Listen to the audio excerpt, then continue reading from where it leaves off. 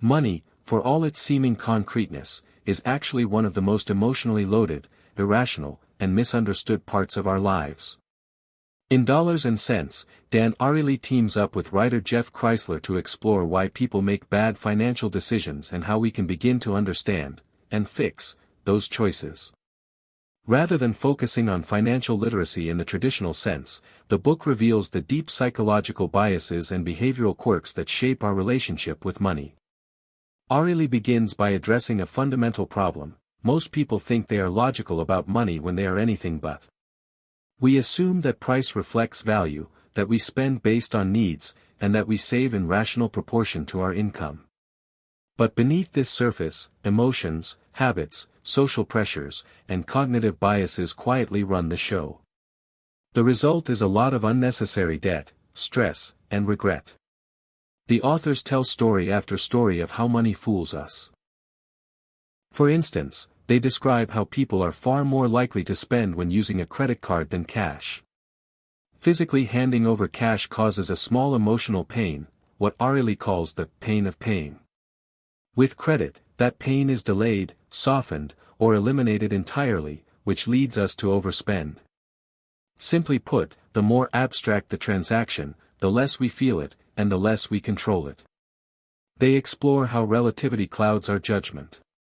When comparing two similar items, say, two TVs or two restaurant menus, we focus on the differences between them rather than asking if either option is actually what we need.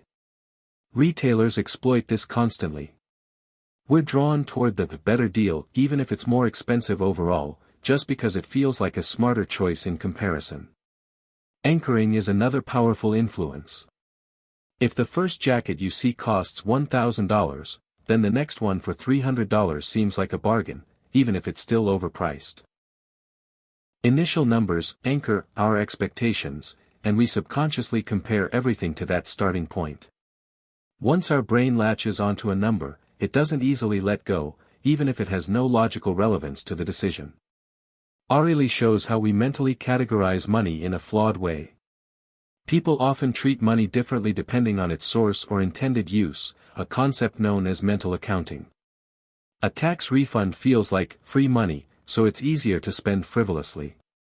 Winnings, bonuses, or gift cards trigger similar spending patterns. Logically, all money is the same, but psychologically, it isn't. The book highlights how we let fairness guide decisions, even to our detriment. People will reject a deal that's objectively good for them if they believe it's unfair. For example, if a store raises prices during a snowstorm, even though it's economically rational, customers feel cheated and retaliate by refusing to buy. Emotions override logic when fairness is violated. One of the more striking chapters explores self-control, or the lack of it. Ariely and Kreisler describe how people plan to save money, then immediately undermine those plans in the heat of the moment. They draw on studies where people, in a calm state, make great financial intentions, only to sabotage themselves when emotions like stress or desire kick in. It turns out that knowing what we should do doesn't mean we will do it. The idea of opportunity cost is another blind spot. Every dollar spent is a dollar not used elsewhere, yet most people rarely think this way. Ariely shows how we often fail to consider what we're giving up when making purchases. This leads to all kinds of small but accumulating expenses, like expensive coffee habits or impulse buys, that feel harmless but add up over time. One of the book's most useful insights is how people misunderstand the value of time. We'll drive across town to save $10 on a cheap item but won't blink at spending hundreds on something pricier, even though it's the same savings. This inconsistency reveals how bad we are at evaluating effort, time, and money holistically.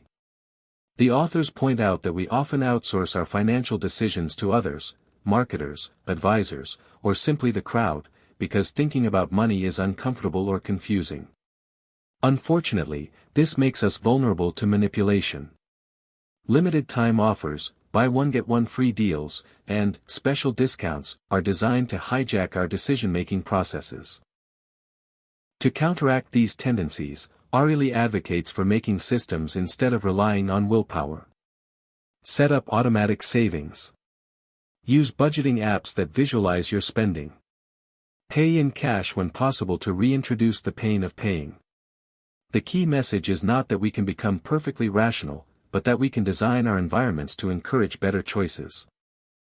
Throughout the book, humor and storytelling make complex concepts accessible.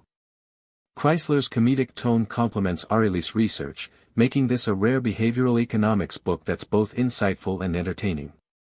Real-life anecdotes from readers, experiments, and public behavior illustrate that even the smartest among us fall prey to the same traps. What makes Dollars and Cents stand out is its blend of compassion and practicality. Ariely doesn't blame people for making bad money decisions. Instead, he shows that these are natural results of our psychology. By understanding these flaws, we can forgive ourselves and focus on building systems that align with our actual behavior rather than our ideal selves. In the end, the book offers a hopeful message: while we may never be entirely rational with money, we can become more mindful. By recognizing the hidden forces behind our spending, we can begin to reclaim control over our finances.